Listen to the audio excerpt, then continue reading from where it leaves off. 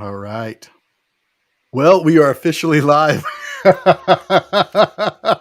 after all the planning. Ah! Well, welcome to the show. This is where Rod and I create a safe space, a place that we talk about our experiences with everything challenging in life, PTSD, depression, yeah, from my side, even suicidal thoughts and experiences, really the darkness.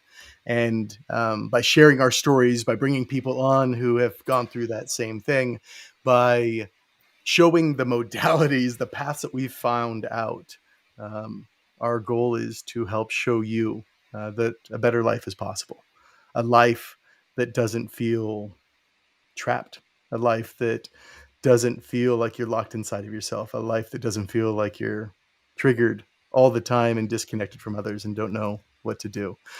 So if you've been experiencing challenges in your life, especially around just emotions, or if you feel like you're experiencing PTSD, that you have trauma, that there's unresolved emotions in your life that are keeping you distant from yourself and others, well, we're here to help, here to show a way to light a bunch of possibilities and to let you know that you aren't alone, that you aren't in this just by yourself, that other people have been through here, other people are here right now, um, and there's at least two people who care, who are offering a hand down into the hole and want to help you out. So I'm Chris. This is Rod, one of my oldest and dearest friends.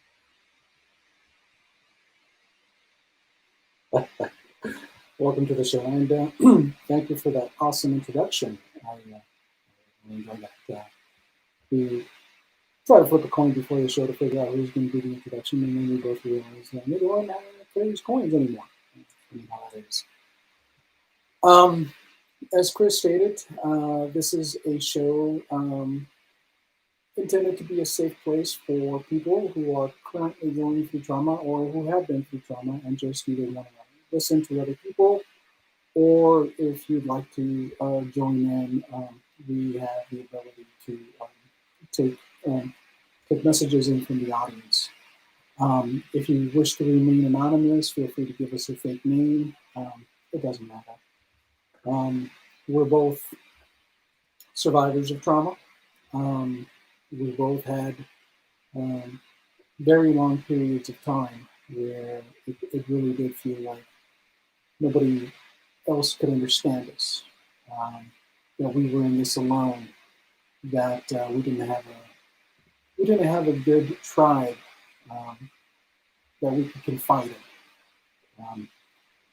Personally, mine extended from a little bit too much time in the sandbox, known as the Persian Gulf, and I spent a lot of years thinking I had it. And much like many of you, you try to go day to day, little by little, thinking everything's just fine, realizing it's not. That was one of the things I remember. Realizing I was a little bit off, but thinking I can just will myself to act normal. And I found my triggers, and those days I would fail. Some days were better than others. I accidentally stumbled into a few things that helped, and we'll be talking about modalities. Um, Unfortunately, they only helped in the short run. 23 years later, I ended up having a complete fallout and having to admit I had a problem. Um, not feeling that I had it. Uh, Realizing that it was affecting me, my family, my relationships, uh, my work, and all kinds of people around me. And yeah, it's it was a very lucky, serendipitous situation in mine that my friend Chris had tried all kinds of stuff out there, and he just happened to be in the area and visited and said, "Hey, I think I got something that might help you." And if you're interested and you want to listen long enough, I think we have things that might help you as well. What do you think, Chris? I apologize. I was doing technical things. It seems like we're having an audio difficulty, and I was seeing if I could fix it on my side. So I wasn't fully with everything that you were sharing there. For everybody who's listening, of which there might be a few, thanks to the love and care.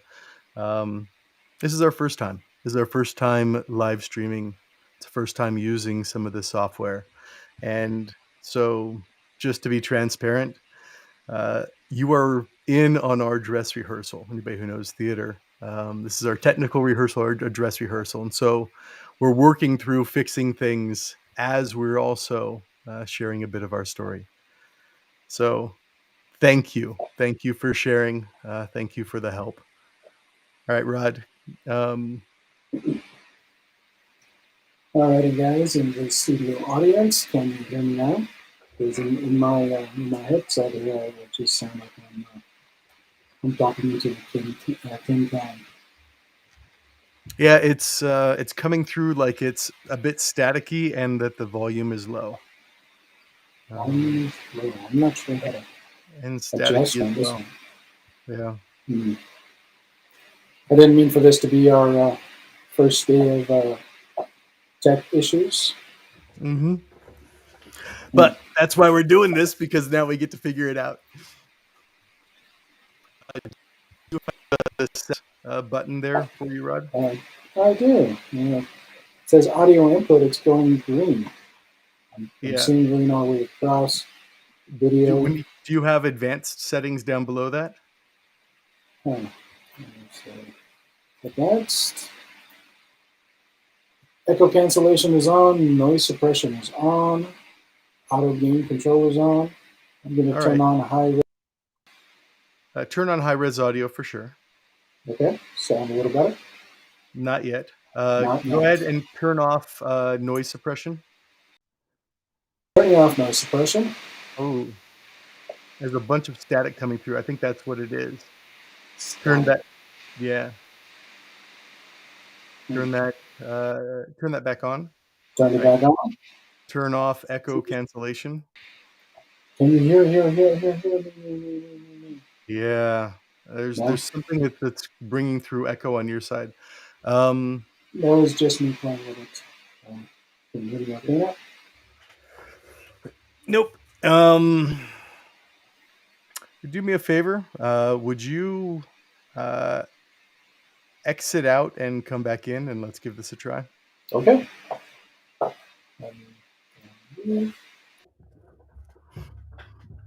All right. Thank you, Josh, Elena. You guys are incredible. Thank you for the support. Thank you for the care. Out of curiosity, is my mic doing the same thing that his is, or was it just Rod's mic?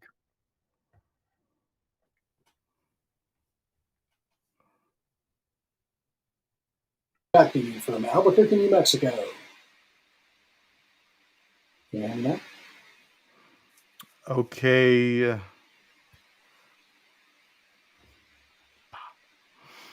All right. You're back, but I don't have any audio from you right now, Rod. No audio. None at all. On. On.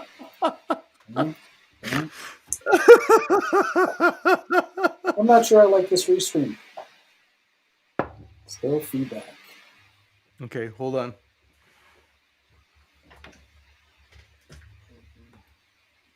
Folks, we apologize. This is our first show, so this is going to be the one that's got all the glitches. I promise they'll get better. I hope they get better. Okay, yeah, no, we're still experiencing the same thing. I can hear it on my end as well. Yeah. Would you unplug and then plug back in your microphone? You got it. I'll just go come up here.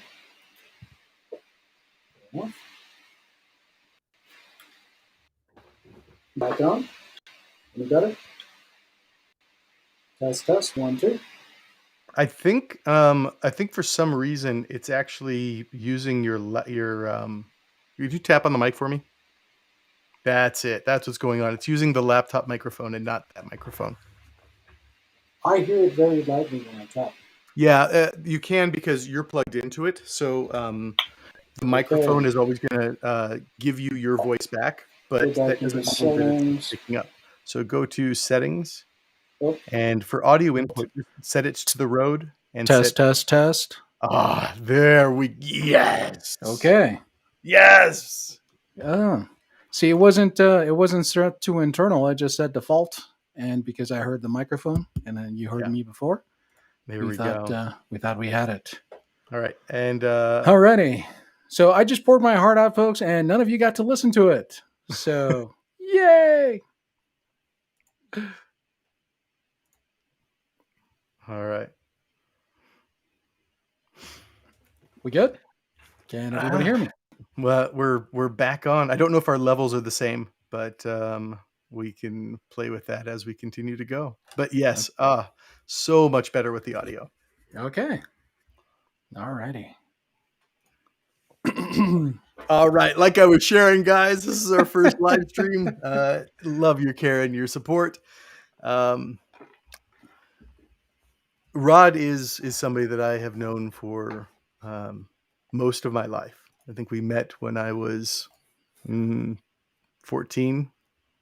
Sounds about right. Yeah. Yeah, sometime right around there, possibly even 13.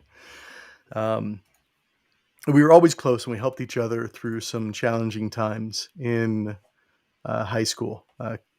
Quite honestly, I think a lot of the times that we went through in high school prepared us for what we experienced later on in life. But we came back together later on in life, especially looking back about 3 years ago now.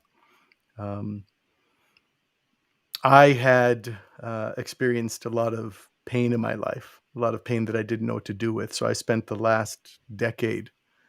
Some of it was actually in seeking and searching, looking for something outside of myself. Some of it was in exploring, being curious. Some of it was being driven by my heart and my soul to find what it meant to live a meaningful life, what it meant to actually be happy, what it meant to wake up and want to wake up, want to be here. Been through a lot of modalities. We'll talk about those, and we'll share some of the pathways here in a little bit. But the key moment that really brought us together, this is part of what Rod was sharing.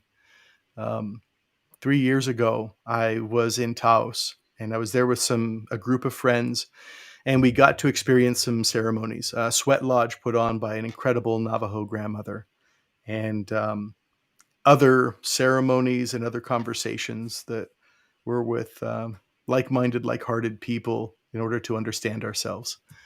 And after that, I really felt the need and the desire to go see Rod. He lived, I think about that point, about 2 hours away or so from Taos, something like that.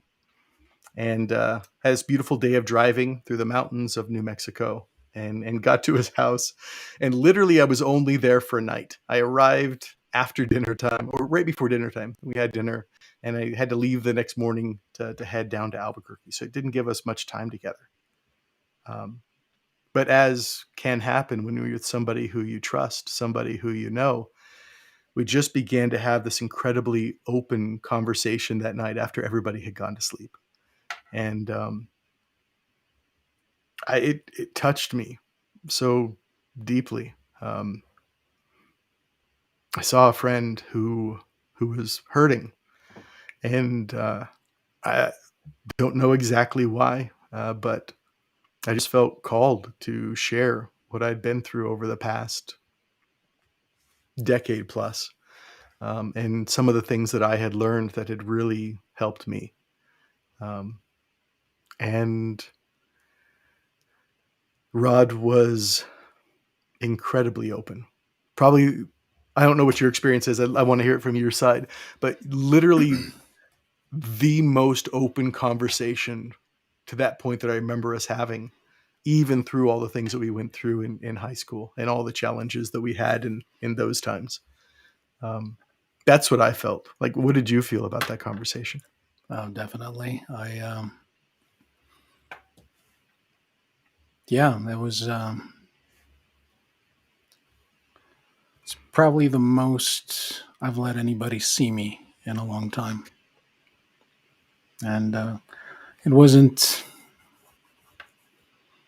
it wasn't a good place to be seen. I was hurting. I was starting to take the steps to help. I had reached out for help to my local vet center.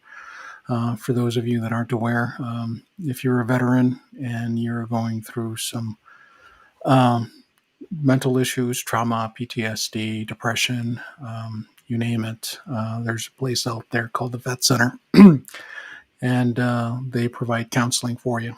And prior to Chris's arrival, about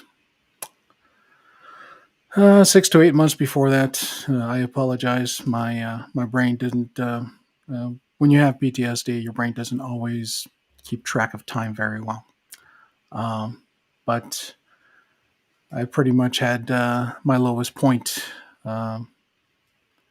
with PTSD, and it led to an argument with my wife, as these things often do, and it led to the ultimatum that started me down this path. You need to fix this. I won't raise our child in this. And I reached out. I remember calling the the VA suicide hotline, and that was kind of a joke. Not very helpful. And I reached out to my sister, and I reached out to a friend of ours, Josh. Um, Josh was very kind. He stayed on the line with me for a couple of hours that night, talked me down. The following day, with the fear of losing my family, I I started looking around and I found the vet center and I started getting counseling. At that time, I started seeing a counselor twice a week, and marriage counseling as well. Um, about 8 months later, Chris rolls in. And even though I had gotten through all this counseling, I wasn't sure it was helping. I really wasn't sure. And Chris was one of the few people that actually knew me um, before the PTSD. My wife met me after.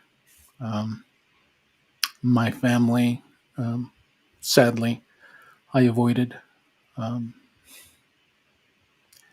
because If you there don't was mind me a, asking, not to break in, man, but why did you avoid your family? I didn't want to be seen like that. I knew I was off. Hmm. I did have a heart to heart with my father, and he didn't have an answer. Um, I just remember telling him, I don't think I'm right in the head. Hmm. And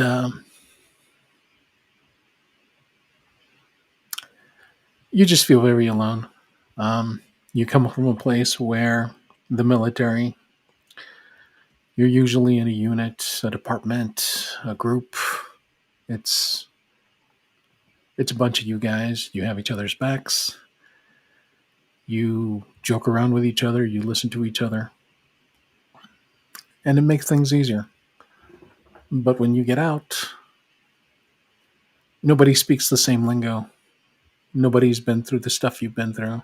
Um, it feels like nobody understands, and so you feel very, very alone.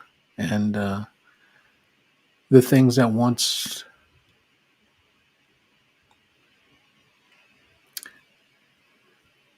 kept you going um, don't seem to work out here. Hmm. Um, so I knew I was off. Um, I used the GI Bill to go to college, 4 hours away from my parents. Um,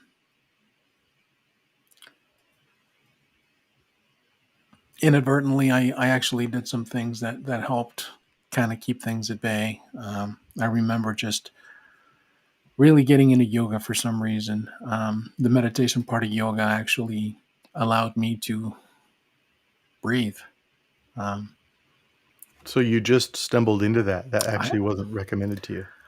I did. It wasn't recommended to me. I just I figured, why not? I've been banged up pretty good while I was on active duty, and I had a lot of. I still have a lot of places that hurt, and so I thought, you know what? Maybe yoga will help stretch me out, that kind of a thing. And the meditation just kind of let me have my own head for a few hours a day. It just kind of kept me going, and to the point where unconsciously I just signed up for yoga every semester for the entire time I was in college. I was a freaking yogi by the time I was out of there, I swear. Um, so with that, um, I actually felt I had things under control. I could put on a mask and go out in public. I have my quirks. Can't do crowds. Can't do public places. Um, if I do find myself in a situation like that, I usually sit next to the exits, back against the wall, that kind of thing. Um, when I met my wife, the scariest thing for me was going out to a restaurant, Mm. going out to a movie, because one, it was an uncomfortable place for me to be at, and two, I was afraid that she would not like me, that I would be just this spazzed out weirdo that he's always looking over his shoulder. He's hyper alert, hyper aware, and just not comfortable. Mm. And I remember casing restaurants before we ate there, little things like that when we were dating, making sure I knew where the exits were, making sure that I was sitting in a strategic place so I could see people coming in, going out. Yeah, the things that once kept you going are now just making you look like a weirdo. And so I think I faked it fairly well. She did end up marrying me, um, which led me to kind of think I was okay. And I definitely had my quirks, and she noticed them as time went on. I was very suspicious of people. The justice of the peace who married us, I remember he asked her where I was from, and something along those lines. And my response was, he doesn't need to know. What does he care? I'm No, that laughing out of recognition. Like there, right. there's a lot of things that match up in our story for sure, more than I realized even It's like before. he doesn't need that information. That's private information. He's like, so Yeah. my wife's thinking I'm just weird, right? And like I said, I thought I had it under control. And another way for me to hide it was I would work really long hours and weekends. And, she was going to school still. And so I didn't spaz out as much. She hated the fact that I would make excuses and not go out with her when she wanted to go out in groups with friends or to these public events. And, you know, I love my wife, but sometimes just the fear was, and that's what it was. It was the fear of spazzing out. It was the fear of being triggered. Was more than what I was willing to do, and that made her sad, and so that made me sad, and our relationship, suffered. It could have been better. It did. It did suffer. Um, Fast forward a few years, I'm working for a big corporation, and I start getting stressed. I had to drive through the desert from Albuquerque to Santa Fe, and I start getting these panic attacks. Um, Mm. just hyperventilating. Something about that stretch of road just kept triggering me, and so And you've like driven those roads like forever, I right? have, I Yeah. have, and it just something was triggering me, and PTSD is a weird thing. You don't just have it and stay there. It literally just kind of like ebb and flows, and sometimes you're good, and sometimes you're just riding that roller coaster all the way down. And I noticed the panic attacks, and I didn't say anything to my wife. And then I Did she notice remember them? Do you think she was aware of them at the time? she was aware because I did end up having a couple of them in front of her. Oh. Um, I remember having one just as soon as I like came in. I was it was a long day. I came in and I just broke down, shakes, adrenaline. Not, she was concerned. Uh, Fast forward a few years, my wife gets a Navy scholarship, and she is doing clinicals at Balboa Naval Hospital in San Diego. And I flew in to visit her over the weekend, and it was supposed to be a good experience. But somehow, when that plane landed, something just, and I was just Captain A Hole from the very start. Mm. I was just so angry the entire time, where she didn't know what the hell was going on with me. And I remember just getting off the plane and just being a total dick to her and feeling bad about it, but not being able to stop myself. And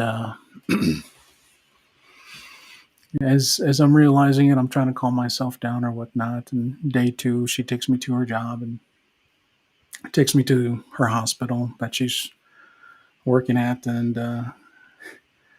where she's working at, it was a quad. You got four buildings lined up, very tall. And I walked in just feeling uneasy, and when I walked out, I hugged the wall the entire way. I was imagining things on the roof. Um,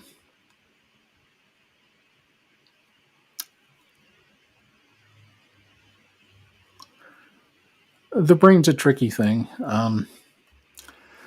I knew it wasn't real what I was imagining, but I definitely couldn't stop myself from reacting that way. What does that feel like for you? Like when, um, It's very much a fight or flight type feeling. yeah, Um, and I was ready to do both. And again, when you're the only one in this situation doing this, again, you do this elsewhere and it's perfectly normal, but you do it at home, and you end up just looking like the spaz. It's not, there's nothing there. There's nothing there. But still, you're triggered, you're angry, you're hypervigilant, you're ready to fight anything that comes out at you. Um, did you know anybody else who was going through this, like at the same time that you were, or were you in your own like little um, world? I did not know anybody else that went through this. Because I was fine. I wasn't going through anything, right? Okay, yeah, I because just we're have all my fine. moments. Yeah, I just a little paranoid. That's all. Um, it's funny you said that. When my wife and I were dating, and I think this is kind of what Josh is going to. We went to San Francisco to visit some of my Navy buddies out there, and I remember we all went to a bar and sat around a table, and we didn't sit facing each other. We all sat with our backs to the table, looking out around us, and I thought I was okay at that point. I was like, man, I'm fine. You guys are all spazzed out. You guys are all. Um, but So I knew some of my old buddies were possibly going through the same thing, but nobody really talks about it, right? Mm-hmm. Um, the only other person that I knew was an uncle of mine that um, had served in Vietnam,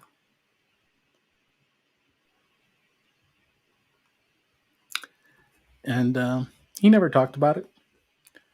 I didn't even know he'd been in the military until I heard it from my other uncle. Um, he always he owned a bar, and he always had a drink in his hand. Mm. And Fourth of Self-medicating. July, yeah, Yeah. 4th of July, he spent him in his room. Um, Never saw him near any of that stuff. So I knew he had been in the service, but not through him. And yeah, my fear was that I was going to end up that way. You know, Mhm. self-medicated, completely detached, um, hard time socializing with other people. Even though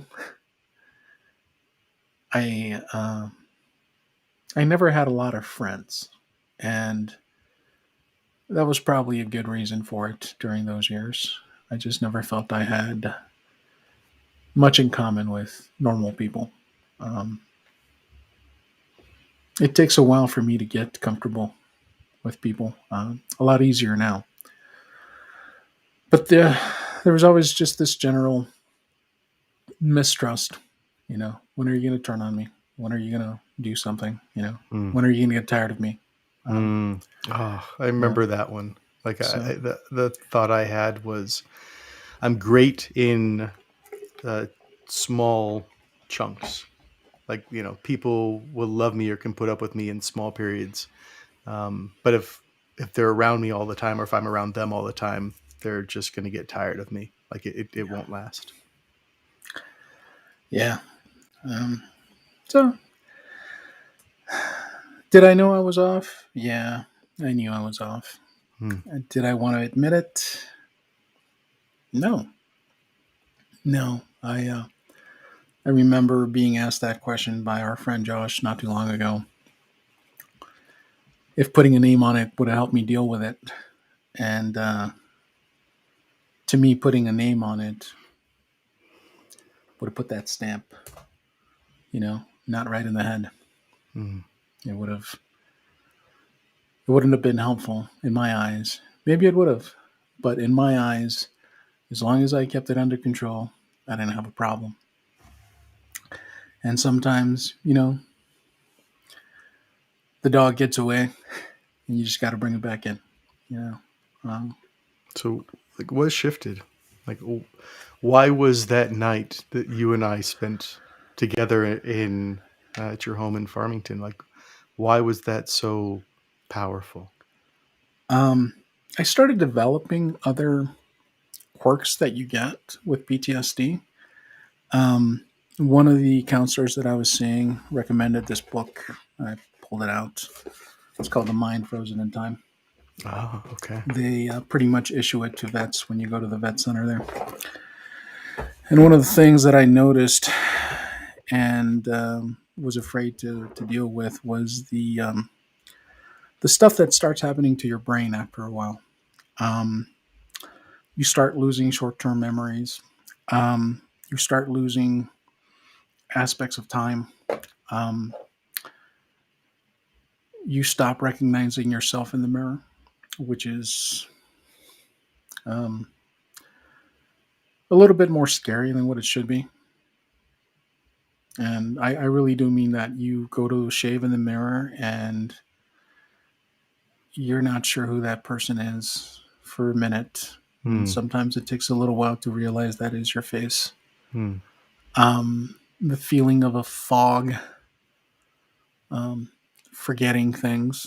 Um, the ones that really tripped me out was I started getting in my car and driving and not realizing where I was after I'd come to. Um, It happened to me a couple of times. One of the times I came to, I was supposed to be teaching at school, and they were wondering where I was. And I just remember kind of sort of coming to, looking at my phone, realizing that I had a bunch of missed calls, um, blaming poor service for that, answering the phone and saying, "Oh, I had a VA appointment. I thought I told the secretary," and kind of made an excuse that way. It's like I was supposed to have somebody there. And believing that and getting to the VA and being told, no, you don't have any appointments today. You have one next week. And the thing is, I remember getting in my car that morning, but I don't remember driving off. And I don't remember much of anything till I don't even know which phone call kind of snapped me out of it. And and realizing I was driving to Albuquerque and then kind of going, oh shit. And for anybody that that knows that drive from Farmington to Albuquerque, it's just over a 3-hour drive. Yeah. Sadly, that wasn't the first time that happened. Happened a couple of times in Virginia. So I really felt I might be getting worse. And the talk therapy wasn't quite working. It was giving me permission to talk about things, um, but it wasn't helping me fix anything. So And you were when talking about and sharing what was happening, but your experience was that like nothing internally was shifting. Like it no, wasn't having an effect. Am I getting that right? it felt like I was going through motions, honestly. Mm. And I was doing what I was supposed to do to try to fix it. But my Okay. feeling was, I'm not sure this is working. And when I expressed my concern to my counselor, he said, well, these things take time. It might be about 5 or 6 years before you start noticing anything. And I'm just like, I'm losing my brain right now, man. I feel I have early onset Alzheimer's here. And I don't know if I'm going to be all there upstairs in 5 or 6 years. Mm. And so when you came and offered me options, the only option I knew of was possibly ayahuasca. And I was already contemplating that. I was trying to figure out Oh wow.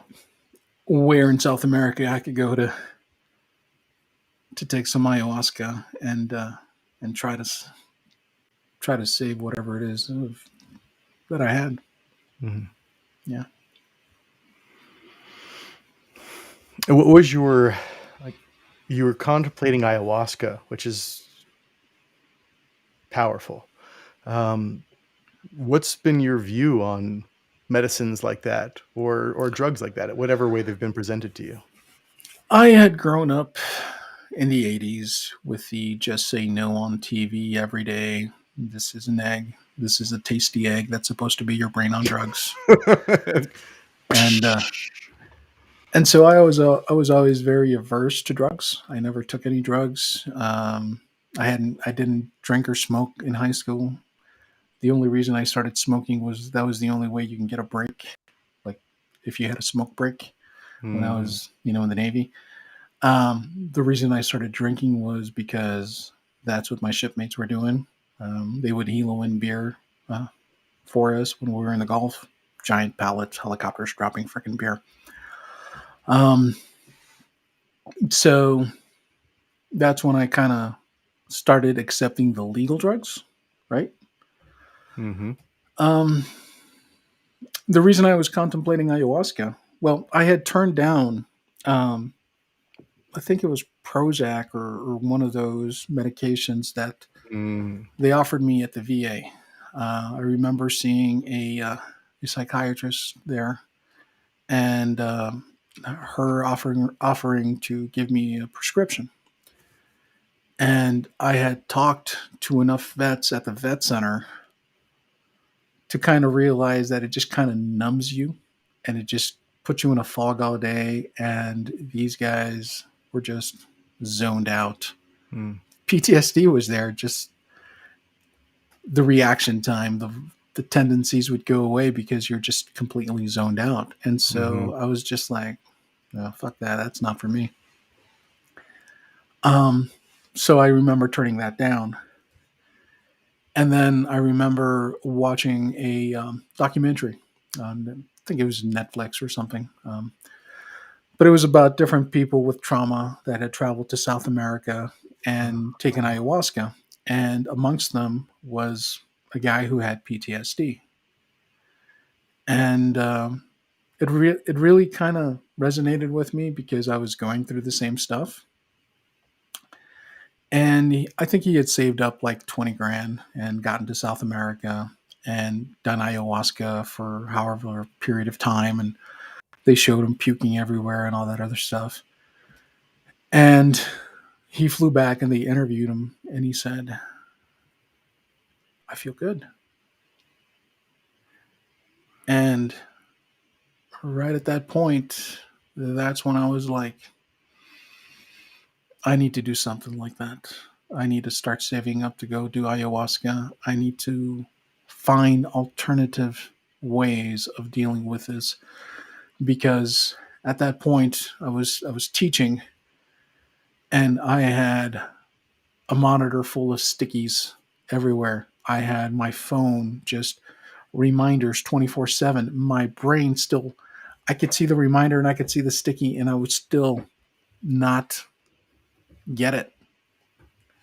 If I looked away for a second, it was gone. My brain was just, it was scary. It really did feel like I was losing my mind and I was going through Alzheimer's. I was missing meetings. I was not an effective teacher. I was not an effective anything. I was not an effective husband. I was forgetting things at home. I think that's the worst part of PTSD that nobody really likes to admit. Just how scary it is that you're losing your mind. And just the idea that a weekend's worth of ayahuasca can fix that. I was willing to take that chance.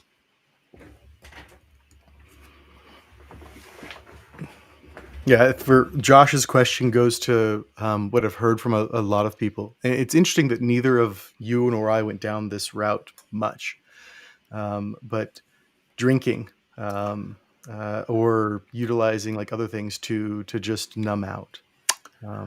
I drank for 2 years straight. Wow, When I more than I first realized. when I first got out, um,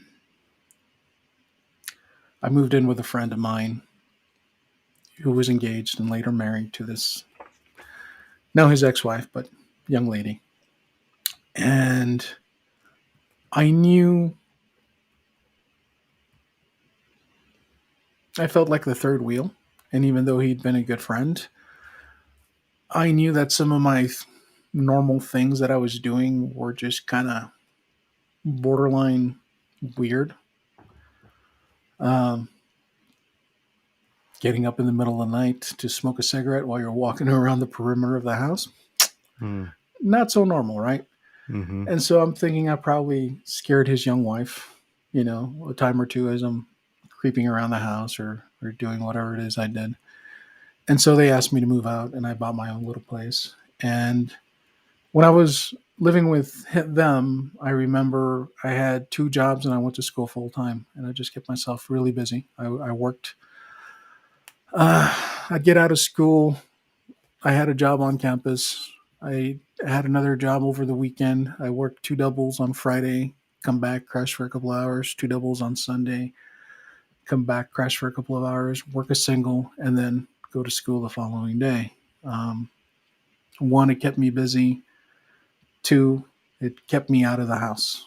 I knew she didn't really care for me, so for whatever reasons, kept me out of the house.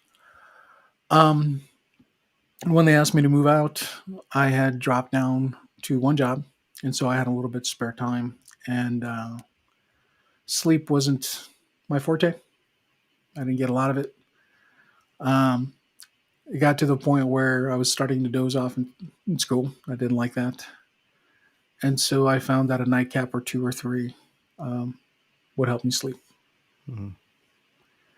And so um, when I had my little townhouse, um, I had a lot of liquor, and it was a nice sedative to put me to sleep. Um, How did then I that like? Sorry to interrupt, man, but how I'm thinking about you and Jen, right? And I'm thinking about oh, the I met her much family. later.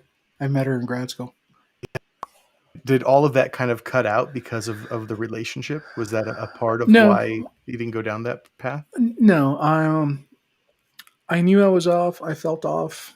I was trying to figure things out on my own. I was trying to get a hold of this on my own. I knew I could Okay. do this on my own. I thought I had this on my own. Um, my dad had been an alcoholic most of my life. Um, Hmm. and I started seeing patterns that I didn't like. My dad wasn't a daily drinker, he was a weekender. Um, he just saved up everything that I drank every day and just do it over the weekend.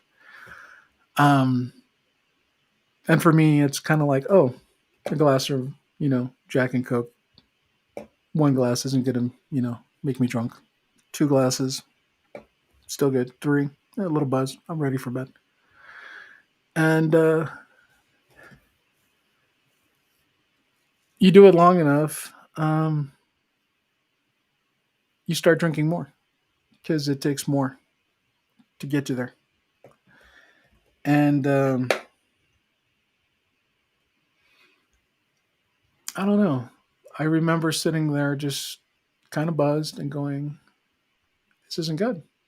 Hmm. This is one thing I can still control. And so I stopped I slowed down my drinking, limited to the weekends when it's socially acceptable. Hmm. Uh, but yeah, for the first 2 years out of the service, I drank on almost a regular basis. And because you got to get some sleep. Yeah. And yeah, that was a way of doing it. So to pull us back into that night in Farmington. So you self-medicated with drinking for a little while. You've had these symptoms. Now you're in this relationship with Jen, who's incredible. Yeah. You've got a daughter. I know how much that means to you.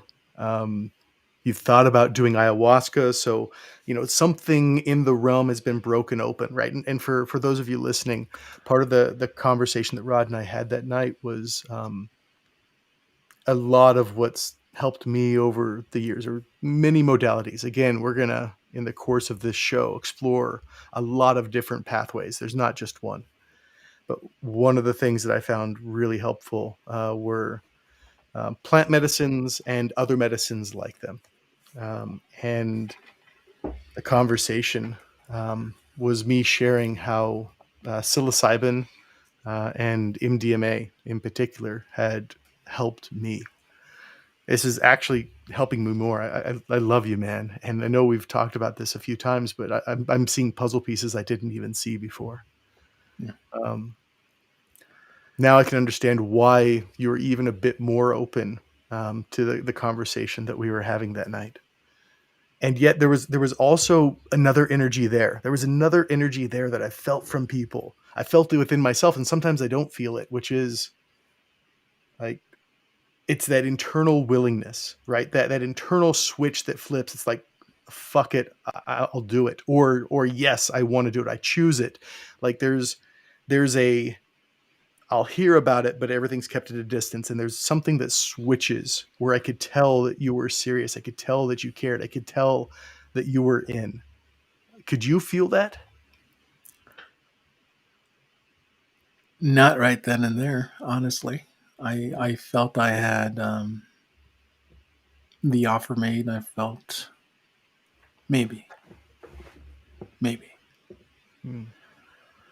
Um, Yeah, and the offer was to help him find a therapy, to essentially using medicines in order to help to, I would have said heal before, like that's the only word I knew for it, to help heal these hurts. I think of more of like integrating now, but essentially like to stop hurting, to stop hurting and to be connected with yourself again. That was what we had talked about. yeah. Mm. Um, when you came around, I'd already gone through the talk therapy. I was going through a lot of it. I wasn't sure it was helping. Like I said, I always had this thing in my head. Okay, here's the problem. What are you going to do to fix it? Right? I was always that kind of guy.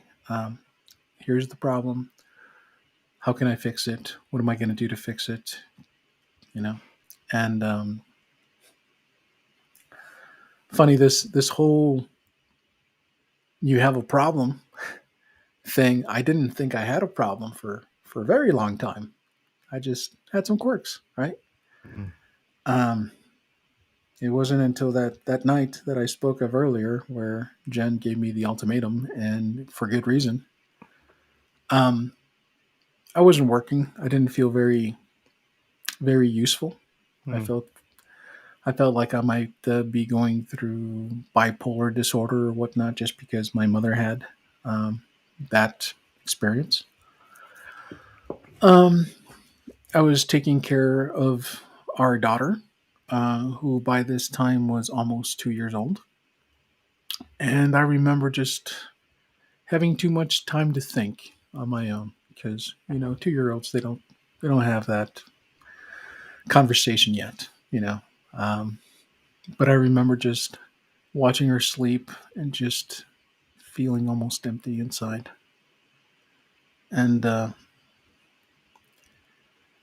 not wanting to be that father, not wanting to be that shell shocked shell of a man that she points at when her friends come over and go, "Oh yeah, there's my dad." I didn't want that. I really didn't. And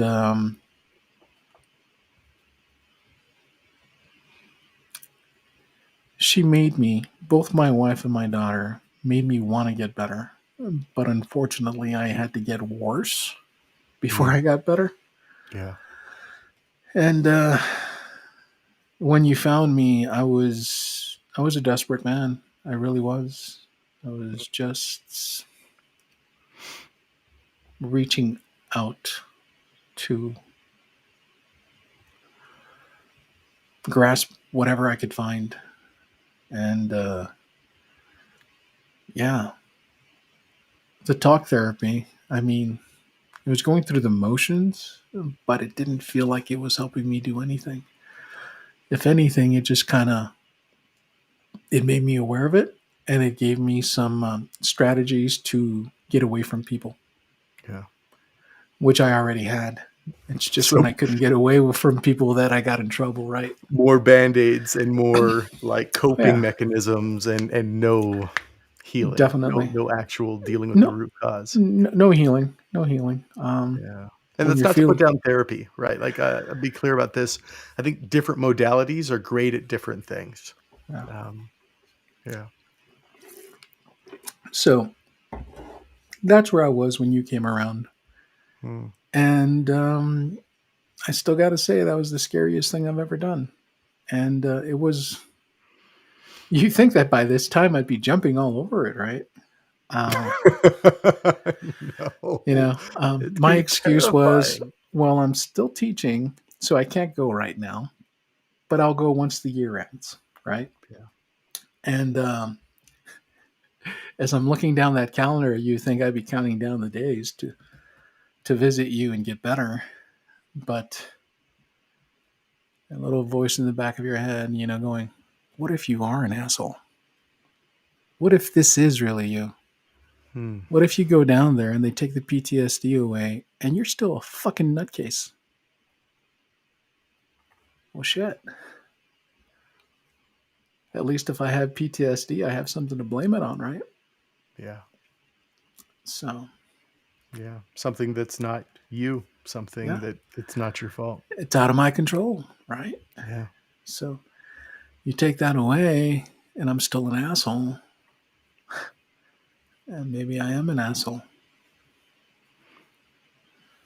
I know that we'll go even deeper into like what your experience was with it. Um,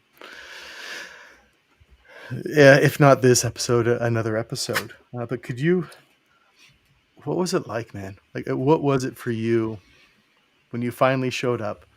When you're finally like offered the medicine, the therapy, that what could help, right?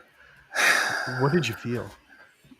Two things: anticlimactic. Wait, well, before the medicine, like what did you feel? Uh, just doubt and fear. Just doubt and fear. Yeah. And not knowing that, yeah, that fear that, you know, you take the PTSD away and you have an asshole left, and now you don't have an excuse to be an asshole except you are one, you know? And And the unknown, yeah, like to step into something where you don't have the control, when control is what's been keeping you safe and alive. I'll speak for me. It's fucking terrifying. yeah. Not that we're control freaks or anything like that. But definitely, and definitely. then and then after the medicine, what did you feel? And the reason I say anticlimactic because after the medicine, I remember coming up and going, "That was it. That was fucking it. Really, really, shit. 23 years of my life carrying this shit with me, and just this fucking roller coaster up and down, and then the ride just fucking stopped and let me out." And that's how it felt. Honest to goodness, it just felt like that. It just the ride stopped, and I was let I was let go. Hmm. And I remember going to the store with that little thing in the back of my head. I'm like, am I going to get triggered? Actually, no, I didn't even think about it. I thought about it after I left the store going, shit, I didn't get road rage in there. I usually get, fucking road rage at Walmart. Yeah. I remember you sharing with me that you would literally, so you'd shop or groceries and stuff at Walmart, but you'd do that because you could go at midnight. You could go Yes. when nobody else was there, right? Yes, I learned to do that early. Yeah. As soon as I got out of the military, I was like, plus I wasn't sleeping anyways. It was time to do the rounds. Might as well go get some groceries. And then I remember during the experience. So, for context in your experience, um, there was a session, and then I don't know, about 9 or 10 days later, there was another session. Yeah. Um, and in between, you were in this very open state, that state where you're just connected to your heart. You feel those around you. And I remember because we were also I like to work on projects when I'm doing emotional work. So we were fixing the gutters on my house, putting a new door on. There were Gutters, other roof. things to keep us busy while this emotional Yeah. process was We going rebuilt on. that back room. Rebuilt the back room. We did Yeah. did quite a bit, but we Yeah. had to go to Lowe's, um, and I remember I wasn't entirely sure uh, whether it'd be better for you to come. I thought it would be. It felt right. But the mental side of me was like, is this a good thing right now, or would be better later? Better would later be better, uh, and it just felt right. And I remember going, and I remember you having an experience that you shared with me where there was a gentleman there, and he, um, for whatever reason, had like an adverse reaction to you, shall we say, right? And whether it's your size, whether Mm. you're Hispanic or whatever reason exactly, like that was his thing. And I just remember you feeling him, and you didn't react to it. You didn't, like, the conflict didn't ensue. You didn't feel hurt by the person. You actually felt him. And if I'm putting the wrong words in your mouth, like, Um, you could relate to him. between well, after the MDMA and shortly after the sessions, it really felt like I could almost see people's auras, but not really how you're told. Not there's no light around them or anything like that. I could just feel kind of like an inner child, and it just something would just looking at somebody, I could kind of get a sense of what they were trying to mask or what they were trying to present forward, but at Mm, the same time see almost a child inside of what that mask was trying to protect. yeah. And I do remember this gentleman. He looked to me like a bodybuilder, like somebody who Mhm. wouldn't be afraid of anything or anybody. Right? He was a fairly large man. Um, Definitely wore the overly tight shirt to make sure everybody noticed. But yes, I remember approaching him and getting this just weird vibe, and I hadn't felt that ever before. And as he was walking us to where we were supposed to be, I noticed he took the aisle on the opposite Mhm. end. He showed us. He's like, walk down this aisle. It's at the other end, and he walked the other aisle. And as I'm noticing him, to me, he seemed to be like a little boy who was very afraid for some reason. He was just afraid. And this mountain of a man that he had become was his way of dealing with whatever he was afraid of. And it was just kind of odd to me to realize that he fears different and I'm different. Yeah. And it kind of saddened me a little bit because I never liked the idea of anybody being afraid of me. But it made me sad for him because even though he had become this persona, I could still sense the fear.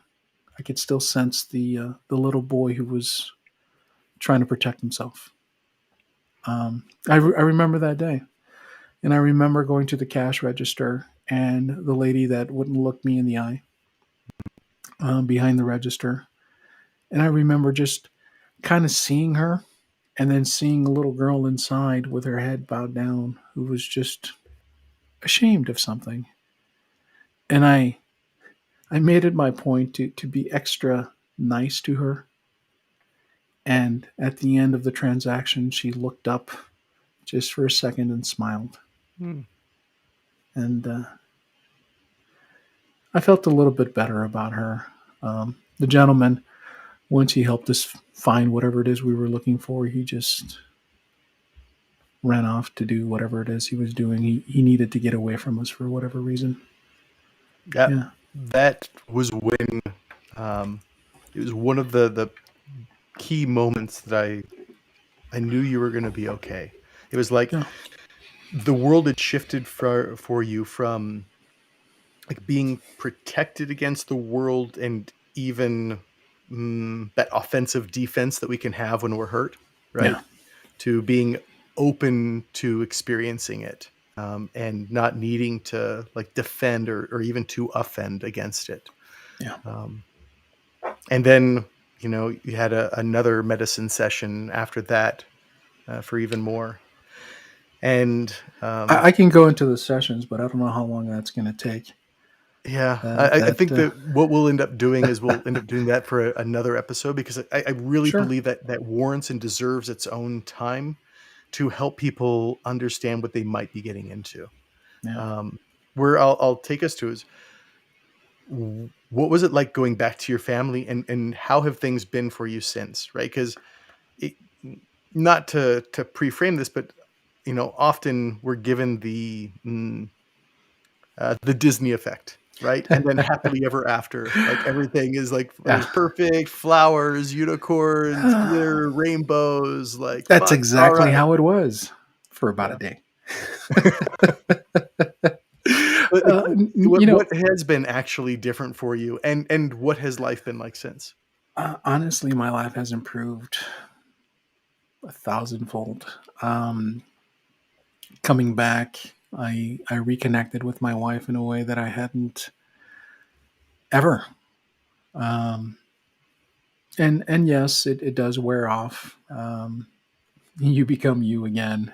Um,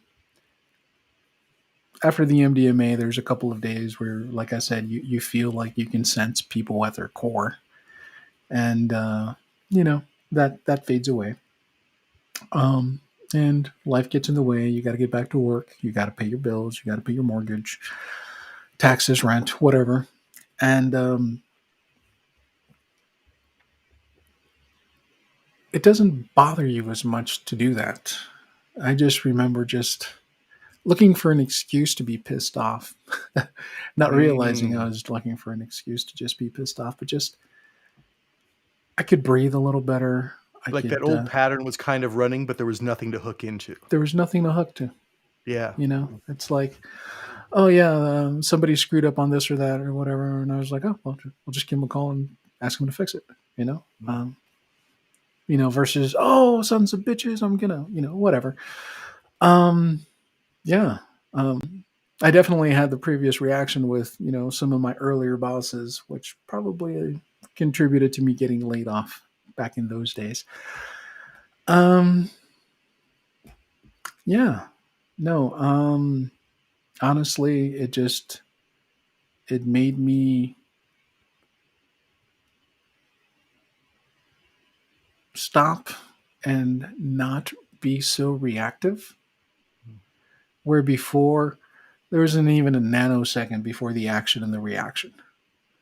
And then after the medicine experience, there was definitely a thought process that went into my head before reacting.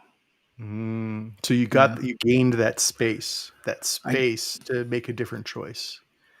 Not only did I gain the space, it wasn't an immediate emotional reaction. Oh, It's kind of like here's your trigger, bam, explosion, right? Now it's kind of like trigger's gone, you know, yeah.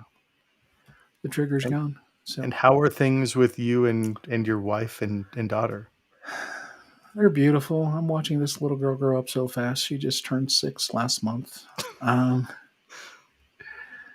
I remember the early birthdays and just feeling that I needed to be happy, but not really feeling anything at all.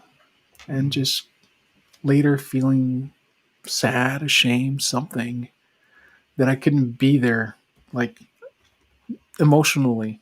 I was there physically. I was there physically for a lot of things, but my mind wasn't in it. My heart wasn't in it. And now we had our party about a month ago. Well, not even a month ago, but we had it a little bit early because it conflicted with some other dates. And as my wife is losing it with the planning and all this other stuff, I remember just feeling very calm and go, I can take care of this, and that if you want to just, you know, and kind of like coming up with solutions to issues versus reactions that are only going to make everything worse, you Mm. know? Yeah. So I definitely feel more capable of,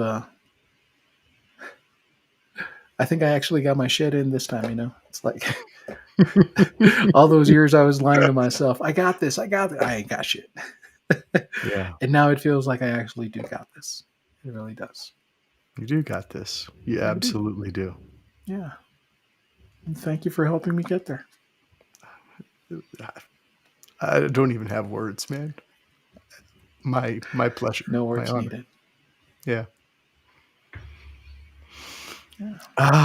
I know that there's so much more that we can go into and so much more that we will go into.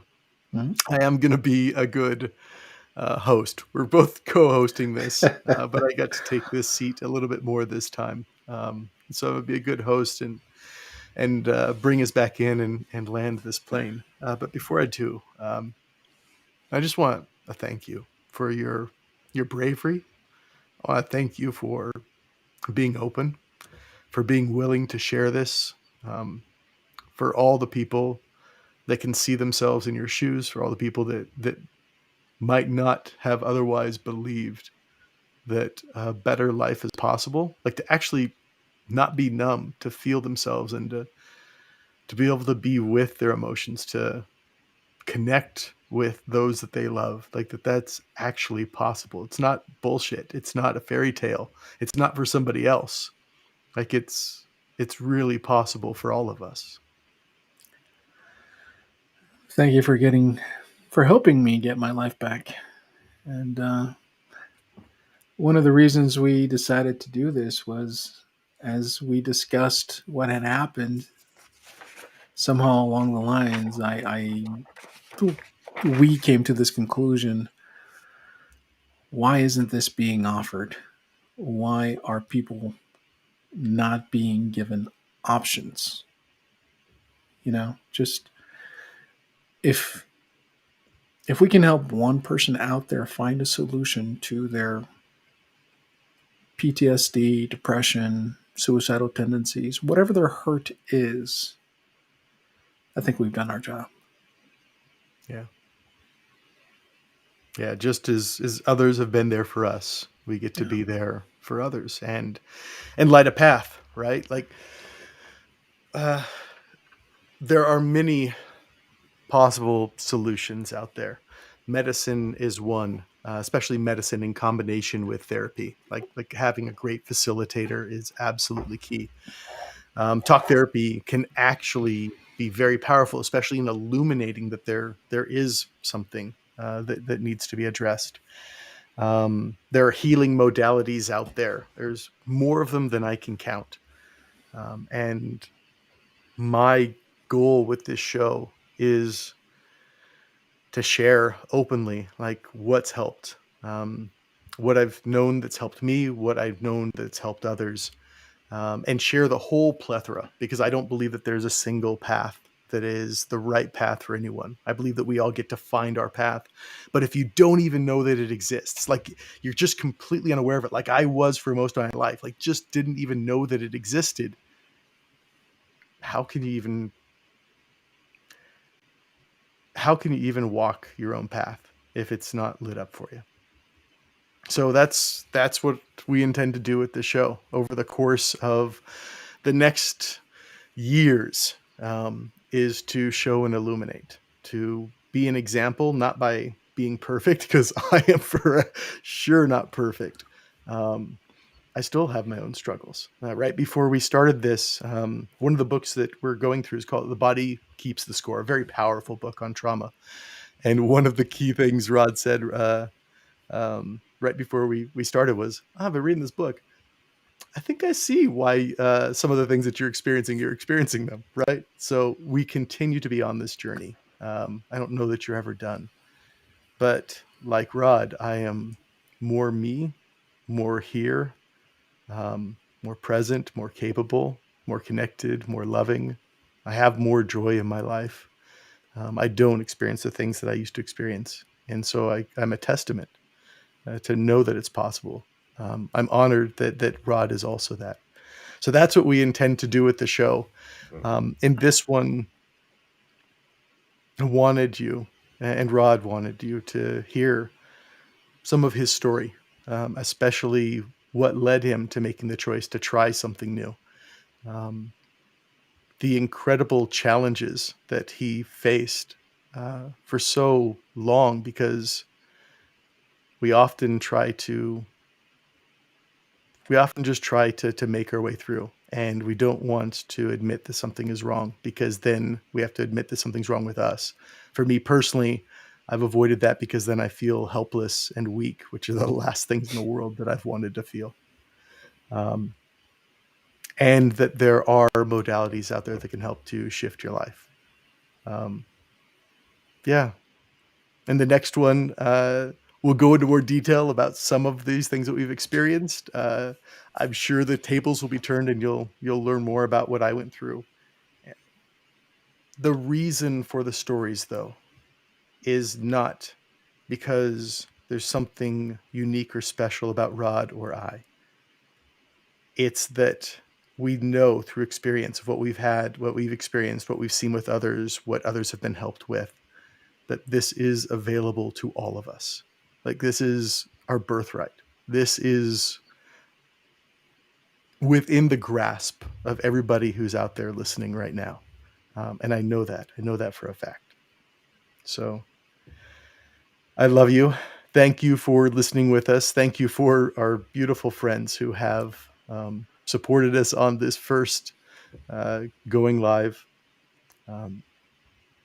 If this has been helpful to you, or you know that it will be, please share this with others, just so that we can continue to spread the message that a better life is possible. And Rod and I have been saying this to each other. Matter of fact, our friend Josh says as well. It's like, number one is you're okay. And number two is like, you got this. You do. You may not know that you do in this moment, and you might need some help. You might need to be lifted for a moment, or at least held for a moment by a deeply caring friend. But ultimately, you've got this. Anything you'd like to share before we give everybody an incredible good night and see them next time? There is a phrase that I found. I was stationed in Japan for a while, and I never heard this phrase, but maybe I just wasn't paying attention. Daijoubu. It means I'm going to be all right. Mm-hmm. It's all right. So, Daijoubu. Jobu. I like that. All right. Thank you, brother. Appreciate you. Thank you for all of this. Thank you. Josh, Elena, Maria Elena, thank you. Deeply, Thank you for deeply joining us. appreciate you as well. Thank you for taking the All right. time to listen to this guy whine about his life. All right. Good night. Be well. Be well, my friend.